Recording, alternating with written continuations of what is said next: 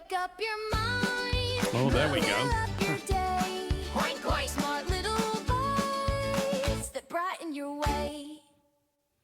You're listening to Food for Thought Radio. Here at FFTradio.com. Cluck, moo, oink.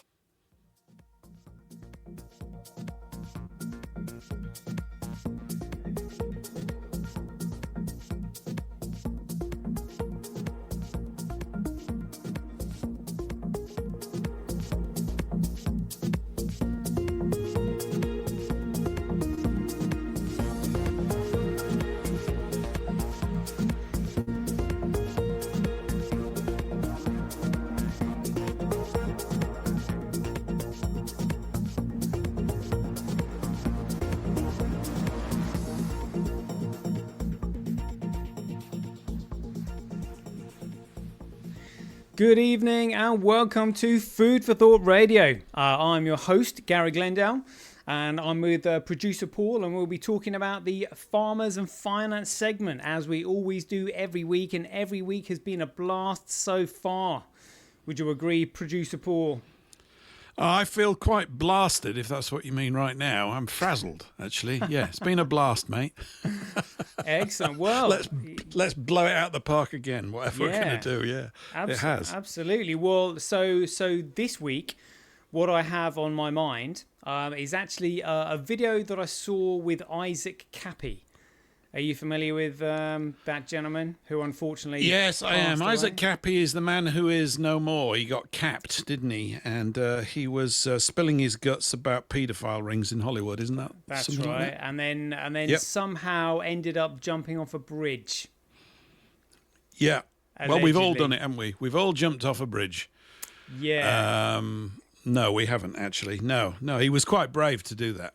Obviously, he paid for it with his life, unfortunately. But that's what he's going up against. Yeah. So, well, what made me the actual footage that I saw was from a Stu Peters network, and it had Isaac Cappy on at the end, and they were questioning what is it that runs the world, because we know who runs the world, but what is the mechanism that they use?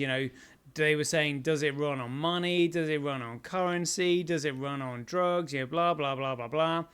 And they were like, and they put the question forward: what if the true medium of exchange, the true commodity or the currency that this cabal used, what if that was children? And literally, wouldn't surprise me. Well, so this is what happens if you are a mafia or a cabal, and you bribe all of your members. And you just simply bribe them with fiat currency that's made from nothing, and they've all got hundreds of millions of dollars each. The bribery no longer works anymore because they've already got hundreds of millions because you've bribed them anyway. So therefore, if the bribery mechanism doesn't work anymore, what else have you got? Well, you would need something that has got demand that you could also use as blackmail. And unfortunately, it's the need and the want and the desire for children that fulfills that. So literally, they can't bribe them with currency anymore because they've got hundreds of millions of dollars there anyway. But what is it that they want that they can't have that they can use blackmail over? So unfortunately, children operate for two things. First of all, the desire is there, and then secondly, the ability of blackmail through that desire is there. So it's literally like a double whammy using them. And also, obviously, as many politicians have pointed out, like Andrew Bridgen, he was saying that whereas you can only sell drugs once, you can sell a child multiple times, and to multiple people. And unfortunately, this is what happens when the world is running on fake money or goyim money, if you want to call it, that's not real. Because if the money is corrupt, everything is corrupt. And unfortunately, pedophilia and child trafficking is ultimately what it leads on to. Because everybody knows the currency is worthless, so therefore they need something that is in demand that, again, they can use as blackmail. And unfortunately, that's top of the list, which is why it's so prolific at the moment. Yeah, I mean, I guess it's the most repellent, abhorrent crime, and that's why it's at the top of the list. Historically, it's always been the most repellent and abhorrent crime. They know that it is, and therefore, if they can get them on that, where else is that? There's nothing much else left. I mean, I think this is possibly one of the reasons why they're trying to mainline the idea that paedophilia is okay. That's what they've been up to for the last 5 or 10 years. Let's soften up the public. Although I don't know how they're going to control people after that. Because they're going to try and lower the age of consent and all sorts. Well, again, depopulate until hopefully there's no one left that can hold them accountable. That's going to be their plan. And again, the way they depopulate is if you're going to do something on that kind of scale, then it's impossible to do it without causing an absolute riot and getting massive backlash and risking your own life. It's impossible to do it through violence. So you have to do it by destroying the economy, creating a famine, creating and making people weak and hungry and obedient. And again, the way you do that is by controlling the land that the food grows on and kicking the farmers off of their land. And obviously that's what this show is is all about, sort of trying to warn farmers what they're trying to do, through stupid things like taxation. And this is one of the things that people need to know about taxation, and that is that all tax is voluntary. All of it. Literally, because there is no law anywhere in this land that says you have to pay tax. And the reason they can't put the law in it is because that lot don't pay tax. So they're not going to write a law which outlaws what they do, which is not paying tax, because they would be on the hook for it themselves. But because people are so used to it, and then there's kind of like there's meant to be like a social stigma about not paying it, and most people who have a job working 9 to 5 just simply get taxed at source on pay as you earn, PAYE, and all that kind of stuff. And they have no idea, and they know that other people that have been to jail because and imprisoned because they supposedly haven't paid their taxes and they've been a naughty boy and all this kind of stuff. But that's because they signed a tax return, and Big Brother will take that as joinder and proof of contract that you've agreed to something. But then they'll come back and they'll say, "Oh, we believe that your accountant has now done creative accounting. And by the way, it's not on us to prove that you've done creating accounting. It's up to you to prove that you haven't," which is a ridiculous situation to be in. But it's literally it's your signature on the tax return that creates joinder with this lot. Whereas really we should be paying all of our tax back because it's paid in fraud in the first place. Because fiat currency is fraud. Ever since Nixon removed the US dollar from the gold standard, and the US dollar was the world reserve currency after the Bretton Woods Agreement of 1944. So therefore, all the world's central banks can print this fraudulent currency, these promissory notes.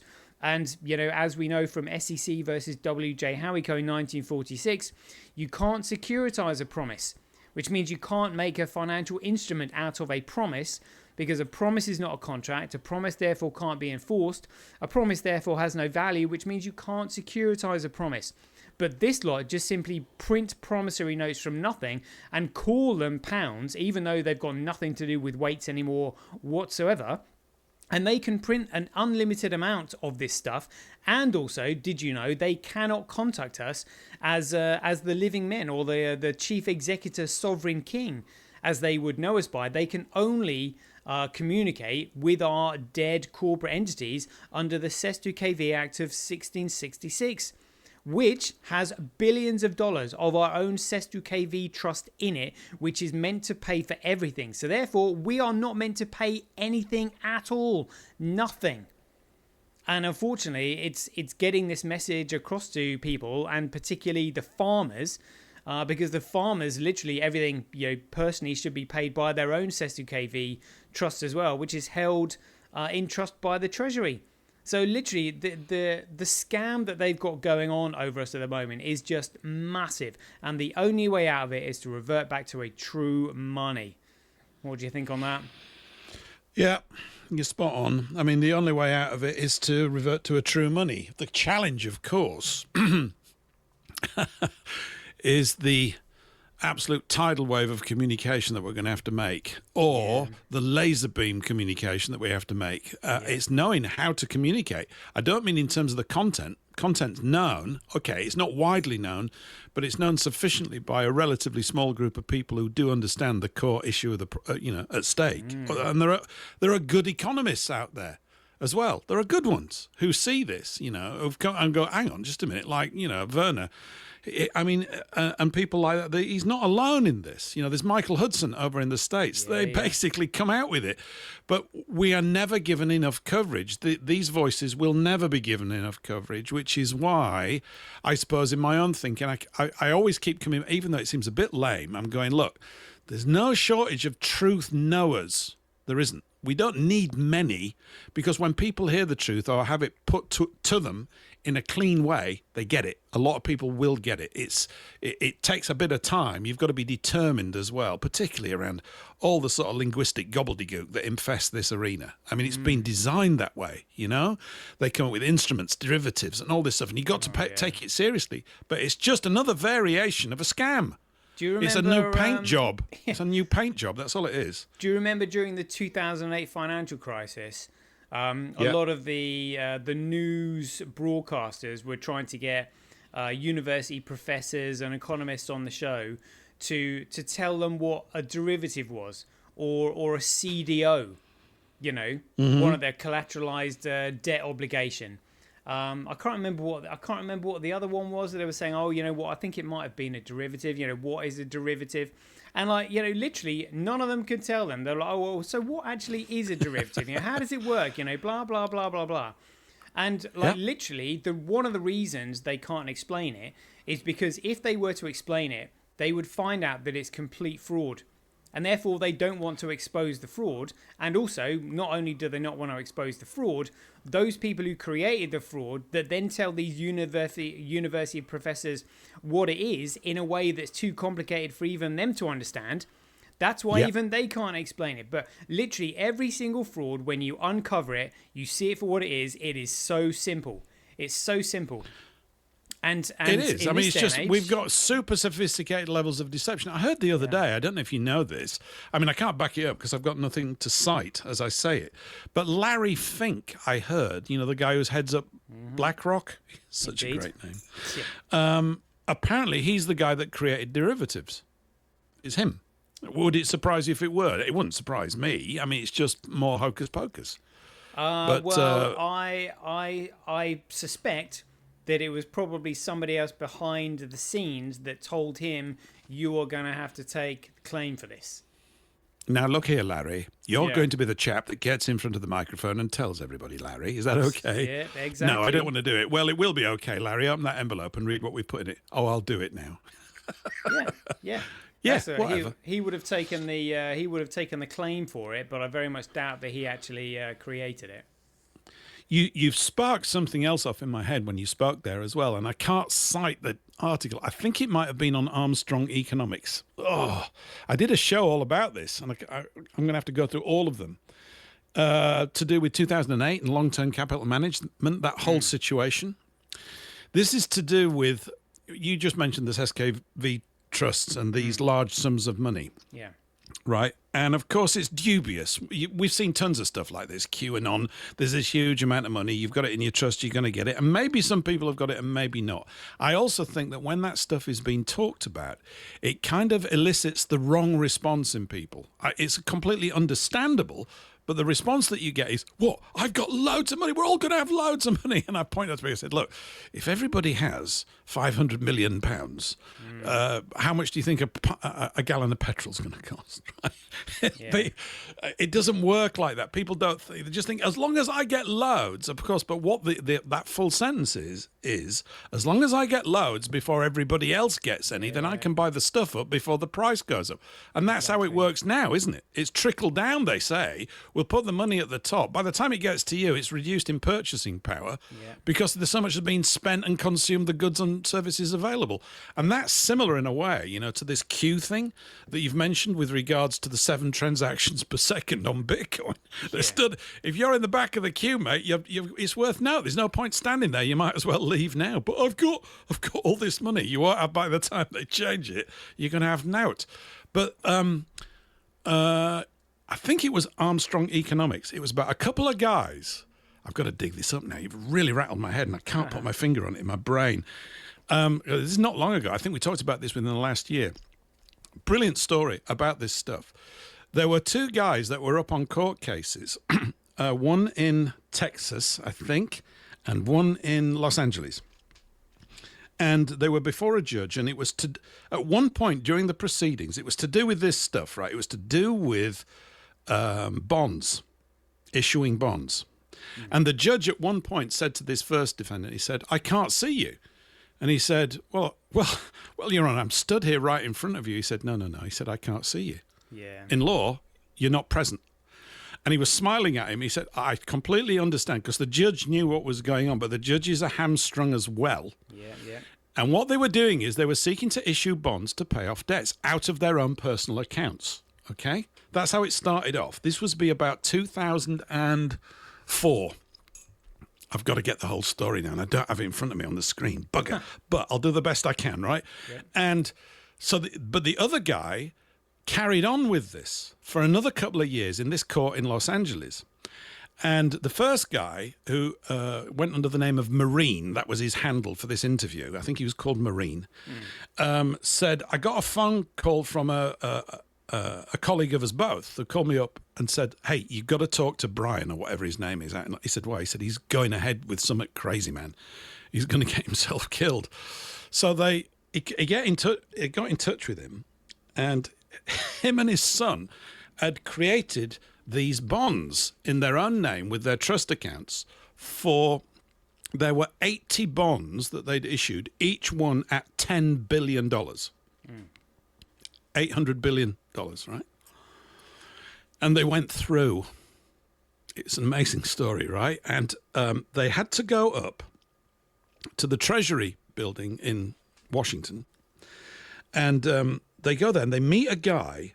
Oh, I wish I had it in front of me. I'm going to dig it out for next week's show to add a bit more meat to the bone. But the gist of it was, there's a guy working in the postal room there who knew everything. It's just the postie, right? Nah, the postie knows everything. He's handing this. And they go in with this sort of load of paperwork that they're taking in to submit. And he starts looking at this paperwork, and he stops and he looks at them. He said, something along, "Is this what I think it is?" He said, "Well, we're here to file these documents." He said, "Are you the guys that filed those bonds?" He didn't use that word. And they said, "Yeah." He said, "Bloody hell," basically, "bloody hell." He said, "Why? Is it important?" He said, "Is it important?" He said, everybody that's getting paid out right now is getting paid out from those bonds that you filed. The whole of the financial system was running on it in 2008 when long-term capital management was about to go down. And George Bush, and I think it was Dick Cheney or whoever was in charge, or no, who was the head of the Fed at the time? I can't remember. Whoever it was, they'd made an announcement on TV, right? And they said, because there were more than just that, they said, we found just over $1 trillion that we didn't know we had. Ugh. It was their bonds that this guy filed out of his own personal trust, and he did it to help the American economy. It's the most amazing story, and I've got to dig it. I just thought I'd drop it in to whet everybody's appetite and drive you crazy at the same time, because I'm not satisfied with what I've just said. But we did a whole show on it. It's quite an amazing thing. I've got to find the link to the article. Stunning bit of work. And I went, bingo, there it is. And the interview was all about this stuff. Yeah, it's actually there. It's just that they had to plough for like 5 or 6 years through the sort of paperwork that would make your brain melt. You know, that kind of gibberish that we're talking about, and all these guards. Yeah, so it was Ben Bernanke was the head of the Federal Reserve at that time in 2008. Was he? 2008, yeah.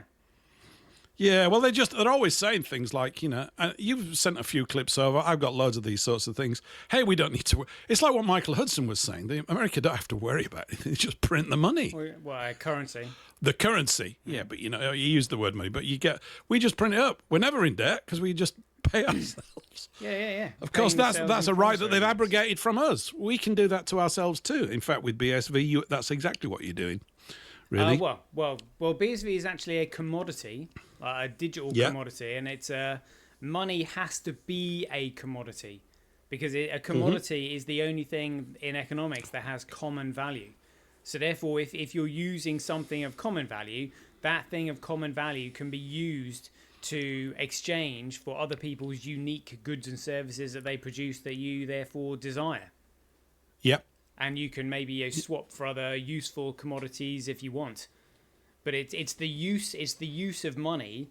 Well, it's the use case of money that has to sort of fulfill transportation as well. So or transferable.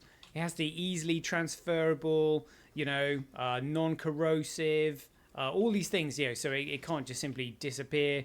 It can't be inflated or deflated, and there can be no central point of authority or control over it. Because obviously that's what makes it common. So, I mean, this is really why people need to know that Bitcoin is the only way out of this predicament that we're in. And Rupert Lowe. Oh, have you heard that Rupert Lowe has got now? Restore Britain has got 113,000 members. Yep, I have. It's going to overtake the Conservative Party any day now, and I'm one of them. Yeah, I've mentioned this I'm one of them. First time I've ever done it. I haven't voted for him or anything. I've been hearing loads of other commentators talk about him, and it's like an echo chamber in my head because the gist that I remember you find the things that you're always looking for, right? Or the things that sort of echo your own viewpoint, but.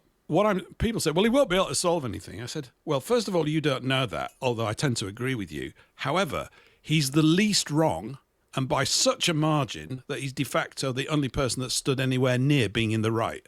That's the first thing. And the second thing is that he's saying things that have not been said in public by a major figure or somebody with the sort of news reach that he's going to get and he's getting for 50 years. He's saying straight things.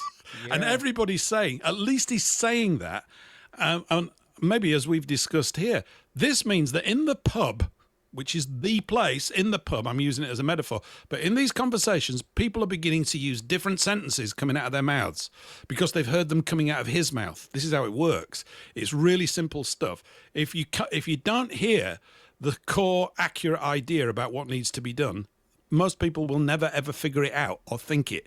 But once it's presented to them, they go, oh yeah, I could never put my finger on it, but that's right, that is. Yeah. And they recognize it. It's very simple stuff. And it's like, that's what the bad guys don't like. That's why everything's distraction, everything's overwhelm, everything's glitz and lights and gibberish, all that kind of stuff. So yeah, it's impressive. How long have they been going? A month? It's impressive. I think it's the fastest growing political party I think in history ever. And absolutely. What was significant because I know they had like 110,000, but I think the announcement when they had 113,000 was the fact that they had overtaken the Conservatives in membership. So they've actually already done that, but there is radio silence on mainstream media about this. Literally. Oh, really? Yeah, surprise. Well, this is why FFT Radio's got to go through the roof over the next year. Absolutely. That's why we've got to do it. And we get Rupert on here. And you were mentioning, who's the other guy? You just mentioned him earlier on. Ben Habib or Andrew Bridgen? No, the British politician who's been put his neck out about COVID and everything. What's his name? Andrew Bridgen? Midland. Yeah, him. Yeah. Yeah. I mean, he's close with quite a few people who are going to get shows on FFT, and I think Mark's spoken to him. And if we could get him to get a show on here on this thing as we build it up, I know it looks tatty at the moment and all that. That doesn't matter. The roots are the quality of the people that the project's attracting. So that's what we will get to. I'm sure that maybe Restore have got their own thing. Although I thought we ought to set up Restoration Radio ASAP, and so that all these people. Well, why not? They just yeah. And because that's what we need, isn't it? How's this for an idea? So obviously Rupert Lowe has started his party, which is a Restore Britain, But how about sort of like, under that party, what there should be is a group of constitutional experts holding all of the members of that, telling and advising all of the party members, about how they should be acting towards this unlawful activity, this criminal activity, which is going before them, that breaks the Constitution. So that they know how it's being broken and how to react to it. So, for example, classic one, no fines or forfeitures, and a forfeiture is just anything that penalises you. No fines or forfeitures without due process and conviction by a jury of peers. It's absolutely essential. And again, this is why they're trying to do away with jury trials. But if there any subversion of the Constitution is attempted high treason. And that's what they're doing. It is high treason against the people. It's utterly unlawful. But so is acquiescence with a foreign enemy. And they've all been doing that. They know what's going on and they've not lifted a finger to stop it. And this is why I think the net spreads far and wide over all of these people that have found themselves going unconscious, whatever their words are going to come out of their mouth. They've gone unconscious on their tasks, their responsibilities. They've been seduced into a position over many decades, and they've stepped into sort of civil services and these roles, which have now got a culture that's basically Bolshevik and globalist and a traitor to the actual constitution of the nation. I was listening to, have you heard of a guy called Graham Moore? He's not far from me. English and he did a fantastic. fantastic. That's right. And I think it's now called English Constitution Society. There may be a reason for that. Okay. I've not looked into it, but he's just done an interview last week. And a good friend of mine, Jenny, who I met last week, said, you need to listen to this. And I did. I thanked her in writing the other day. Because I've been aware of Graham Moore for several years. And he does these sort of things, but I don't sort of roll through it. They're quite detailed in a way. But this is an hour and 15 minutes, and it's brilliant. Liam Tuffs, Tuffs. There's a bit of, it's excellent. It's absolutely bingo. I'm with him 99% of the way. There's only a couple of things that I wanted to add and throw in.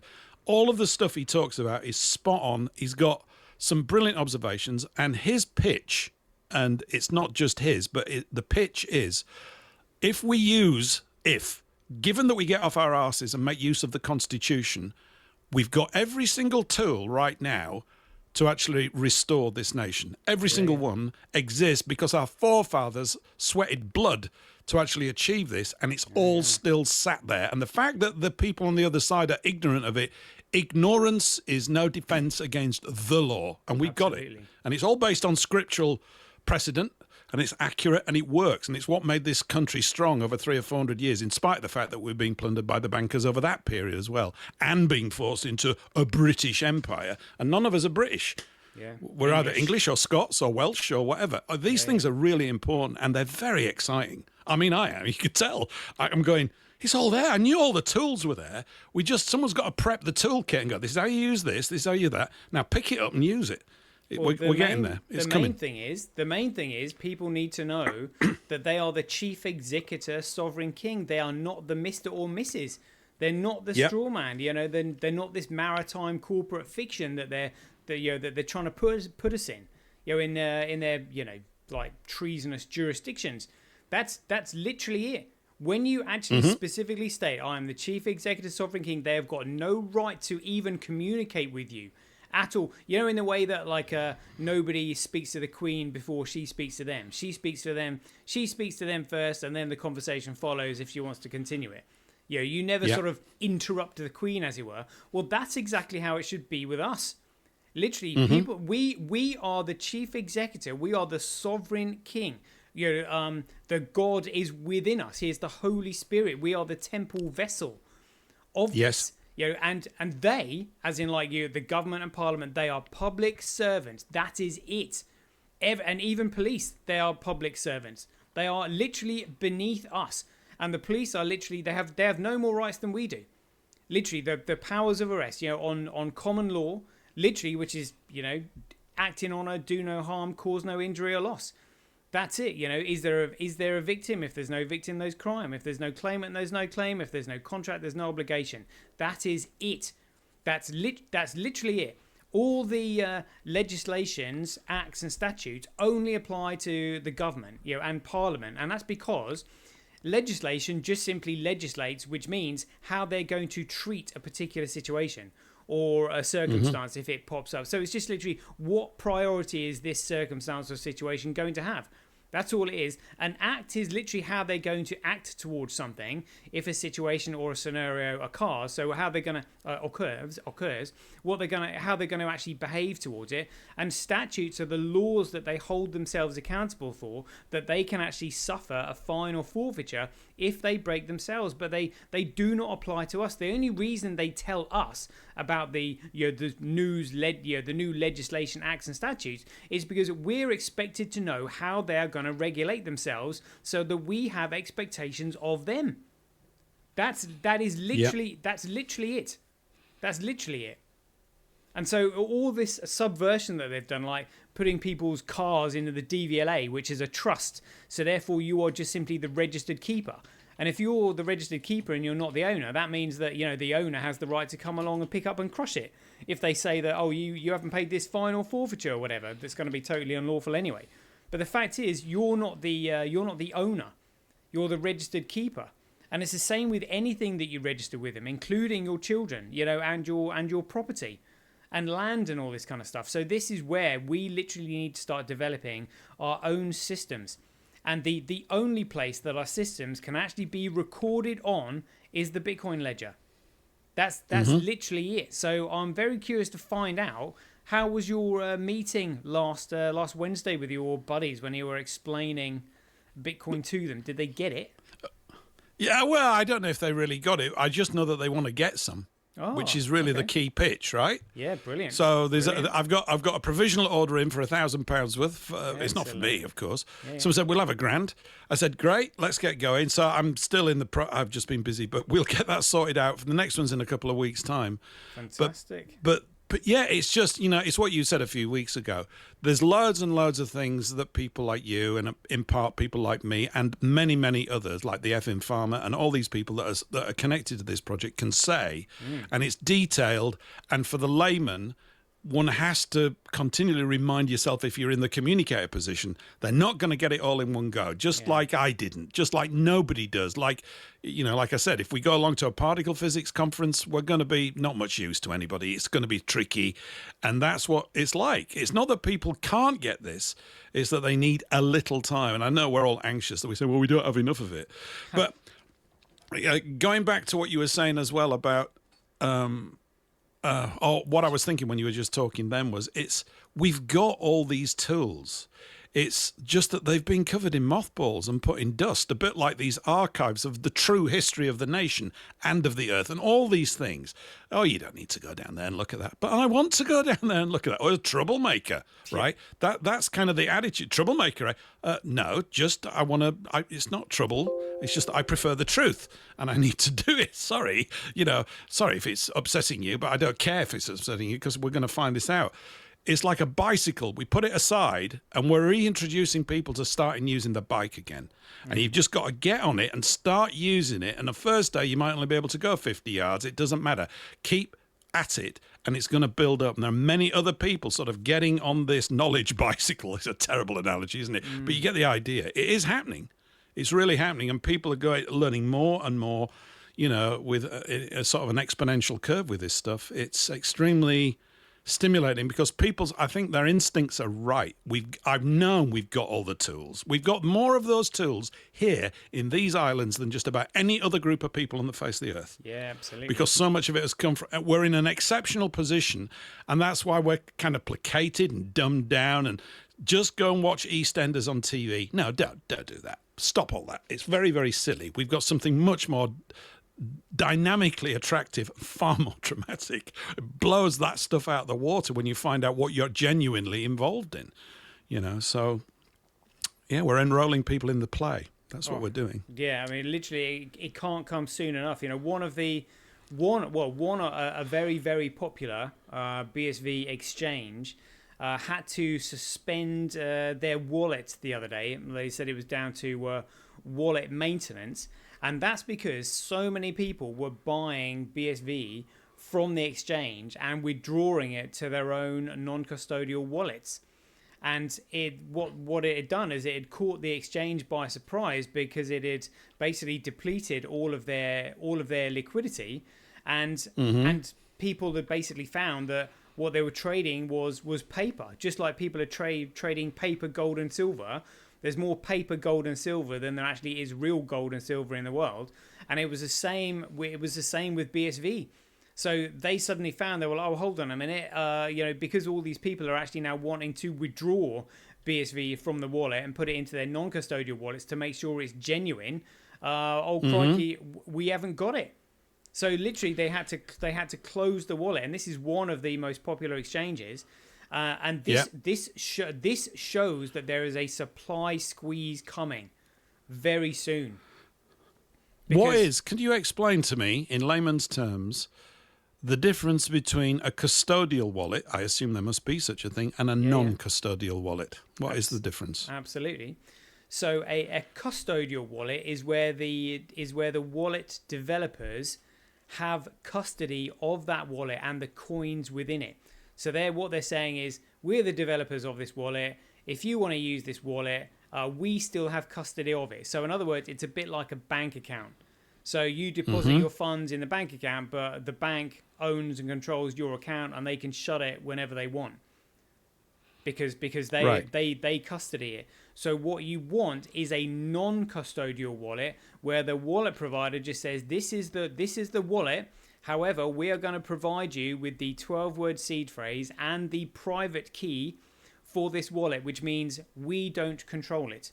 We cannot send or receive or make payments within that. You have control of it due to the private key and the 12-word seed phrase. So that's what a non-custodial wallet is, where the developers do not have custody of it. Right. Okay. So I guess there's almost like a listing.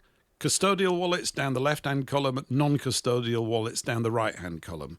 And you want to at least have some, if not most, of your BSV in a non-custodial wallet. All of them. Yeah? All of them. All of them. Yeah. So is hand cash non-custodial? So the way hand cash works is that because hand cash is really good for newbies and novices and those being introduced like me. to being introduced to BSV for the first time. And what they found was that because people didn't really know what it was or how to use it, they would often say, "Oh, I swapped my phone, for another phone, and I forgot to transfer my wallet across, and I can't find my 12 words." And so they were saying to Handcash, they were ringing the Handcash support saying, "Oh, look, I've upgraded my phone, but I didn't transfer my wallet. Can you transfer it for me?" And they were just like, "Well, have you got the 12 words?" And they were like, "Oh, we can't find them," or "Oh, we've lost them. I wrote them somewhere. I wrote them in a notebook, and then I threw the notebook out." This is what they were dealing with, and they were just like, "Look, it's a non-custodial wallet. You have control of it through the 12-word seed phrase. If you haven't got those 12-word seed phrase, that's like asking us for a key to a padlock that you own and control, and you've lost the key to. So like, how can we possibly unlock the padlock? Unlock your padlock that only you know of, that only you've got the key for, that you've lost." In a digital sense. So literally they were just like, right, we've got to somehow sort this out, and still remain non-custodial. Viable. So what they do is they split the 12-word seed phrase into two. They keep 6 words themselves, and then they give the other 6 to a third party, a solicitor. And the only time those 12 words are ever brought back together is if a customer phones in and says, "Look, I've had my wallet snatched, or I've lost my wallet, or blah blah blah blah blah. Can you reinstate my wallet and my coins?" And therefore they would need your username and your password. The only thing that you cannot ever get back is your Paymail address. And so all you just simply do is create another one. So whatever your Paymail address was, you can just put Paymail01 at Handcash, and that's it. So that's, for a newbie, it's a much more viable option in case that thing happens, because people were sort of devastated. They were just like, look, I've lost £1,000 now, and plus the fact those bitcoins could be worth millions of dollars in the near future. Indeed. Yeah. So they were just like, well, look, this is what they've done. So it's still non-custodial, but they hand cash, keep 6 words themselves, and then hand 6 to another solicitor. And all right, the agreement is. Is there sort of is there a list of the best non-custodial wallets to make use of? Is there? Wallets are still massively under development at the moment. There is wallets, but I won't mention them here because every time I've ever mentioned a wallet or an on-ramp, it always gets attacked. This is how bad it is. I mean, literally, we're in a war here. Seriously, Yeah. So I mean, on the FFT radio site, do we need, or is it tactically stupid, given your last comment, sort of pointers to newbies about where they go to get a wallet? How do you get the word out? I mean, don't worry, I'm not. Actually, I've come across this dynamic so many times. I know exactly what you're talking about. But if we're going to take newbies into this space, you just go, this is what you have to do. You go to Orange Gateway or whatever it is, and you do this and you do that, and this is it. And then you want it in a non-custodial wallet. Here's the best 20. Pick one of those. This is what you must do. If you think you're going to lose your 12 words, why not have them tattooed on your arse? 6 on the left cheek, 6 on the right cheek. You'll have to get your wife to read them out. Or stick a mirror. I don't know. Yeah. It's got to be done. Well, the thing is, though, this knowledge just literally has to be networked out. So in the same way that the cabal, have everything in lockstep, and they've literally got millions of members all around the world, all in in positions of influence, and they just know what to do. They know how to thieve. They know how to steal. They know how to lie. They know how to cause mayhem and chaos. Because it's been drilled in. It's been drilled into them ever since they were kids. Literally, those of the particular religious place who claim to be a particular religion, who are not but lie. Literally they lie about. Well, I never really. Yeah, I'm shocked. Yes, absolutely. So the only way we can combat something that big is literally with a truth machine, where the world starts running on an honest ledger. That's literally it, because it's the problem that we're facing is simply too big to solve individually. It has to be solved economically. And this is what Bitcoin will do. It will pull people away from their economically toxic economy that they've purposely created, where they can just simply enrich themselves at our expense, and pull everybody into this truth economy where people can actually trust people, because you can see what's been done, and the evidence is immutable and therefore can't be deleted. And it's economically positive because the asset is true, it's fixed in supply, nobody can inflate it, nobody can deflate it, and there's no central point of authority or control anywhere in the system at all. So I mean, the thing with the signatures that you mentioned before, this sort of line of provenance up and down, it's creating, I guess, as long as we have electricity to run networks, and I think we will, and if we don't, as we've said before, we'd have bigger problems to fry than this one, but it's creating an inviolable court of record. Yeah, an actual court of record, pure court of record. Yeah. That can't be tampered with. Tamper-proof. Yeah, always a strange phrase, but it's true. Tamper-proof, but it can be validated publicly and shared publicly if you wished. So so everybody can see what's going on. Everybody can see the truth, because there's a trail of provenance that leads to the truth, but via this timestamp server and chain of digital signatures. Yeah. And this is where literally any judge that is making an unconstitutional decision, an unlawful decision, willingly and knowingly, and because ignorance of the law is no excuse, it's all going to come back and bite them. And it's literally the only way that we can win, because we might have the knowledge, the constitutional knowledge, but what we really need is the economic power to back it up. So the way I sort of picture it is that BSV is the freight train that is literally coming down the rails, and the rails themselves are the Constitution.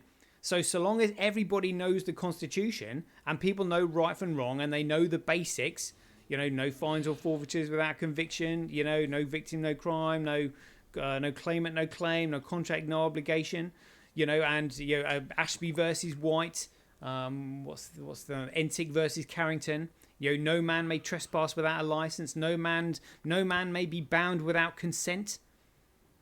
So long as people know all this, and literally it's like I said, BSV is going to be the engine that carries this constitution along the rails and smashes through all this criminality that's going on at the moment. Cool. Not much to do then.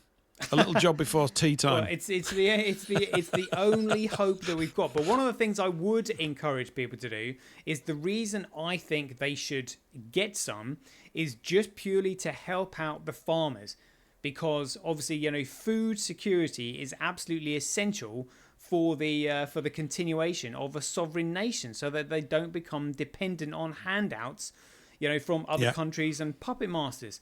And literally, the economic power that this thing has got means literally farmers could save themselves from the cabal by genuinely paying off any debt that they've got. Literally, it's that powerful. So even those people, the farmers who don't listen to the show, buy one on their behalf. Get one for them and just say, right, here, my local farmer, this is for you. And, one for myself as well when I go down a pub. Yeah, absolutely. A pint of BSV, please. It sounds like a beer to me. And talking wasn't about it pubs. ESV? There was a beer called ESV, I'm sure there was. Was there? When I was a kid, when I was a teenager. Yeah, but a pint of BSV sounds right, doesn't it? Well, the pubs Seriously. the pubs need saving themselves as well as the farmers. They're trying to shut the pubs down, and they're trying to get people to grass each other up when they're earwigging on conversations in private. It is absolutely ridiculous what's going on at the moment. But those people who aren't on social media, or basically I think it's X really, that's allowing all of this, anybody who isn't on that would have no idea what's going on. And they're the sheeple that people talk about. Just put the news on, listening to mainstream media. Oh, everything's fine and dandy, but there was a swan that broke its leg the other day, and a good Samaritan came along and helped it. All that crap that they do. Is one little positive story at the end of complete like drivel. Well, drivel as in like blaming other people and not telling the truth. Certainly not telling people what's actually going on behind the scenes.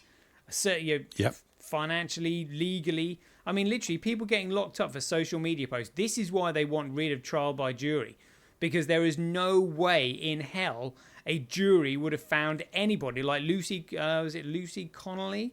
The one that made a post about that guy that killed all the 3 girls in Wales, I think it was. There is and who was the other nurse that they've recently found had nothing to do with babies? But that was I know, but was that Lucy Letby? So there's 2 of them. Yeah, right, Lucy right, Letby. Yeah. All right, yeah. So I meant Lucy Connolly. Yeah, so there is no way that a jury would have found Lucy Connolly guilty, because one, there's no victim in what she, because it was just simply words on social media. Secondly, there was no claimant. Well, who's actually bringing the claim? Oh, that's right, no one.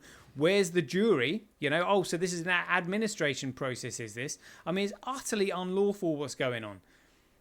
And this is the basics that people need to have explained to them. But this is why the cabal are always critical. It's like, oh yeah, you don't know anything. You're all dumb. You don't do anything when we tell it. They don't believe it. And basically because how can you know what you don't know? And we've been on a massive learning curve. Well, me personally, I've been on a massive learning curve since 2017, which is sort of my wake-up journey, and obviously other people that have been awake so much more than that. But I mean, the effort that people have actually put in since then has been amazing. But even though some people have excelled and they've done amazing, other people have been utterly disappointing. And it's just like, oh my goodness me. The dread, when you realise how incapable some people are, you think to yourself, crikey, no wonder they're critical of us. Yes. But, it literally, I mean, Bitcoin, as in BSV, is the only way out, which is why I'm desperate to explain it, which is why I'm doing this show with you And hopefully more people will be listening as time goes on, especially when number goes up and there's fear of missing out and all the economic factors kick in. I'm hoping that we'll get a lot more listeners to the show who'll be actually paying attention to what we're saying. We will. It's all going to get geared up. Everything is going to accelerate over the spring. You can feel it. I can. It's going to happen. And I think there's just it's a matter of finding more. You only need a few people that are absolutely burning with it to just get a bulk of the core informational work out there so that people can go to a place. In fact, I suppose there are wikis and things. They're a little dry. I still think that these TikTok, Instagram things are probably the way to go. I mean, I don't do that sort of thing, but I could, and you could. It's just a matter of knocking up some scripts, like even this thing, that we've been talking about just a few minutes ago about wallets. These things they're not known to people. This is always this communications challenge. The deep tunnelers lose obviously interest in the basics that they acquired X number of months or years ago. You don't need that. You've got it, right? But it's difficult to sort of go, oh, hang on, this person's just walked through the door. They don't know anything. Right. But it's that's always been the challenge, because basically there's like a latent army of us. It's out there. Well, you know what? I think it's going to be similar to, remember how when emails first came out, and there's that famous clip of all those kind of like news readers, sitting around going, "What's an email? Do you know what an email is? It's got that like a @ or a thin logo in it, and blah blah blah blah blah." And it's no different to WhatsApp and Facebook. Literally once people get the hang of it, it will explode like wildfire. And the cabal know this, because not only is it unbelievably useful to have data sovereignty for the first time ever, so information can't be lost. It's also incredibly useful to make sure that it's not susceptible to cybersecurity acts or virus software, and we can actually communicate privately with one another and use the same mechanism as a medium of exchange, as a tool for finance. It's massive. The cabal know this, which is why they're doing all they can to sort of certainly shut me down, as I've faced their wrath before, which was certainly unpleasant. But this is what's going to happen. It literally, when this thing takes off, there's going to be no stopping it. Which is why obviously the cabal are moving so fast with all their plans and trying to get rid of trial by jury and all the stuff that they're pulling right now. I mean, it's just absolutely insane what's going on. Well, I mean, it's interesting that, because I know that George Galloway, not that I'm a fan, wrote something about it the other day, because apparently lots of Scots Labour MPs voted for this, doing in a jurisdiction that's got nothing to do with them. I mean, there are Scotland's got its own jurisdiction, so does England. It's got nothing to do. The whole idea of this is, again, they bulge it all together. Go, you're in the United Kingdom. No, I'm not. It's a political construct. You're British. No, I'm not. I'm English. You're Scottish. You're Welsh. You're Northern Irish. You're Irish. However, that's what counts. It's that real simple root thing that counts. And all of this sort of grandiose schemes, like the United Nations, what you on about, right? Like the European Union, what? All of these things, these are symptoms of the bullshit that they spread all over us, and then people get confused, including most of the bureaucratic classes. They just signed up because they get a wage. They get a good one, don't they? Yeah. That's what it's all about. They get paid. I don't want you getting rid of pounds. I get paid loads of them. Well, sorry, mate. They're crap. It's currency. Anyway, we're going back to the proper law. The fact that you don't know it, hey, invitation. It's time for you to find out the truth about things. But I might be poorer. No, you won't. Because you'll be surrounded by a lot of people who'll be much happier, better balanced, and the whole economy, if that's what you're interested in, will be actually healthy in the correct way and definition of the word health. Not about tons and tons of stuff, but just functioning with honesty and a bit of truth running through it. I mean, we're not going to get rid of every single problem of human behaviour, but if you've got this sort of as a foundational block, it reduces much of it. And until that block's there, we're never reducing anything. Until that foundation's in place, there's nothing can actually be permanently fixed. They will always twist it back against us, as the history shows. That's exactly what they've always done, and as you're saying here, that's what they're doing right now. Not surprisingly, that's what they're going to do. Well, all these people that are saying, "Oh, I'm I still want everybody to use pounds and pence because I'm wealthy in that medium of exchange. Well, they're still going to have those pounds and pence, and those pounds and pence are still going to decline in value over time as they have done in history, and that's not going to stop because of the amount of printing that they do. All it is just that the number of bitcoins that they can buy with those will start to get less and less and less. The longer they decide to hold off actually buying some.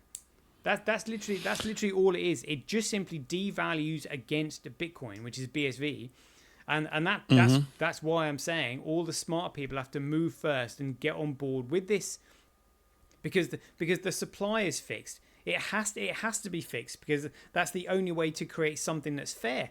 If you've got anything that is inflated or deflated, well, there's a central source that's inflating or deflating it. It has to be fixed, and therefore it's the only way to make it. And therefore, the smartest people will just simply move first. It's just basic capitalism. It's the survival of the fittest, effectively. Yeah. You're right. For want of a term. Well, many of the people, I also, this is maybe, it's not naive because I know what I'm saying, but it could be interpreted as that. Many of the people on the other side are also part of the target market. It's got to dawn on them. There are some that are so heavily entrenched because they're running it, but they have got subsequent lower levels of minions. The very lowest levels of the minions are part of the target market. Mate, you don't want to be over there. When this thing goes, they're going to eat you first. Oh, yeah, you're right. It's that kind of thing. It is literally everything is in the target market. It's going to absorb. It's going to absorb all the world's financial markets. Yeah. And it's just simply those who move first are the ones who are going to benefit. And when I recognise this, that's why I'm like, right. So there's all these people looking for solutions, doing different things, and they all know that there's a problem, but they just haven't figured out the solution yet. And like I said, during COVID, everyone was going to doctors and solicitors and lawyers and politicians. The problem and the solution at the same time is economic. Yeah, it is. Absolutely. We've got a lot of work to do. I need to speak to you again after the show during the week, probably, Gary, in between all your thousands of speaking engagements and running around here, there and everywhere like a blue-arsed fly. There's tons and tons and tons to do. I have to stop because I get overwhelmed by the to-do list. We've got to get it written up and shared out. But again, the fastest show on finance ever. Thanks, Gary. Enjoyed it. Been awesome, mate. Wake up, and we're clear. Mind.